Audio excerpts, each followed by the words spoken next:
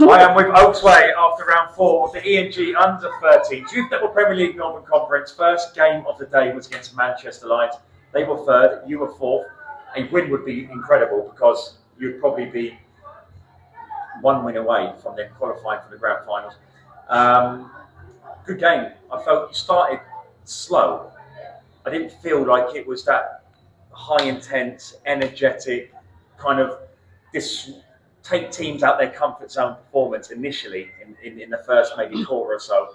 There was points in the game where it looked like you were coming back into it, but every time you come back into it, they responded, and in the end, it was a good win for Manchester Lions. But am I right about my assessment? What was your thoughts on the game? I think we're a bit slow to start, and we needed to pick up the pace.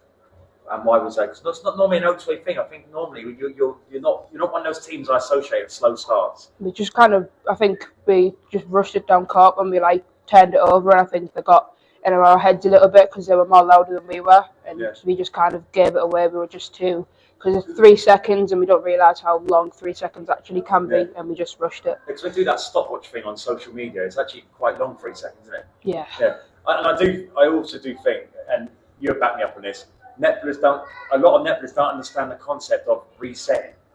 Like, you're so intent on going forward all the time, but in, say, football, they're taught it's not on to come back and start the process again.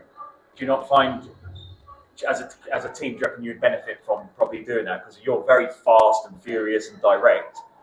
Do you reckon you could implement that into your game more? I think we need to implement it to our game more, because as a kid, that's what you get told, look forward, and then reset if you need. Sometimes you just look back and go again. Sometimes you go backwards, go forwards.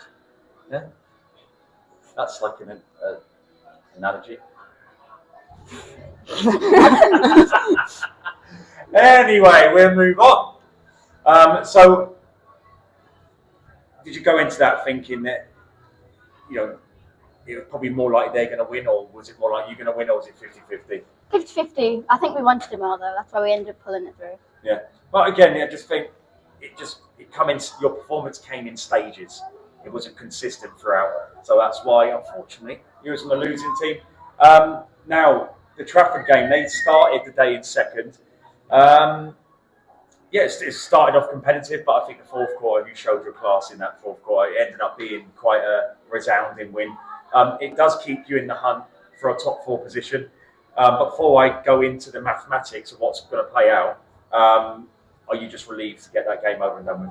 Yeah, it was good to go home with a win.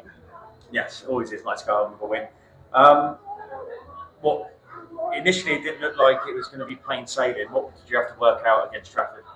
We just had to play our own game because it started getting a bit rough, and we just kind of kept our heads, and we were more loud, and communication around the court was so much better. Through defence to attack was really good. Yeah, in the end, really good. Really professionally done in the end, so well done. Okay, you are currently in 4th with 8 points. Trafford are in 3rd with 9. Manchester Lions have 12. I think Manchester Lions are done now, so it's now about 3rd, 4th. Trafford have Oldham next, so we can predict that's probably going to be an Oldham win. I don't think none of the countries beat them in 15,000 years in the normal game in netball. In my netball cup, they got beat like. You there? Yeah. Yay. Anniversary, anyway. So we can predict they're going to have 9 at the end of this round. Ellesmere Port have 2 games where, on paper, it looks like they're probably going to get the wins. They have Leeds, and they have Grangetown. If they win both of those games, they're going to have 9 points, right? So you're going to have 8 points.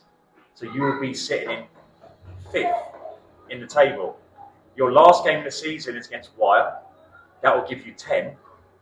Ellesmere Port play Warrington, and Warrington potentially could have 8 points going into the end of the round. So it could come down to goal difference. So you'd probably need Warrington. If Ellesmere Port win both their games, you're going to need Warrington to beat Ellesmere, and you potentially might need Leeds to beat Trafford, and you have to beat Wyre. Now, is that likely? If you've got to rely on Leeds Athletics, they were quite good actually. I think Leeds are a lot better. Yeah. I think they're getting a lot stronger. Yeah, but that scenario, does that fill you a bit of dread? That How likely is that to play out? Who are Leeds playing? They're playing Ellesmere Port now, so ideally you need Leeds to win. Or if they don't win, they play Trafford at the end of the season. So you're going to need them to beat Trafford. So Leeds are big friends of yours at the moment.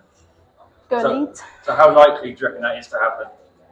For Leeds to beat Trafford or Warrington to beat Ellesmere? You just need one of those teams to win. That's what you need. I think Warrington could put really good fight against Ellesmere. Yeah. I think that's pretty close. Yeah. What your goal difference is like? I think it's pretty good because we played Oldham and we didn't. Yeah, It you wasn't get too bad. lights off the floor. Yeah. Yeah. So all you need is Warrington and Leeds. One of those two teams to win at the end of the season. You need to win, and you qualify for grand finals. Likely? Yeah, Definitely. I think they'll both put up a We good got fight. this. Excellent. Well, Oaksway, you're in the mix. That's the main thing. And you've got a lot to play for on the final game of the season. And that's it. Thank you very much. And we'll see you again in round 5.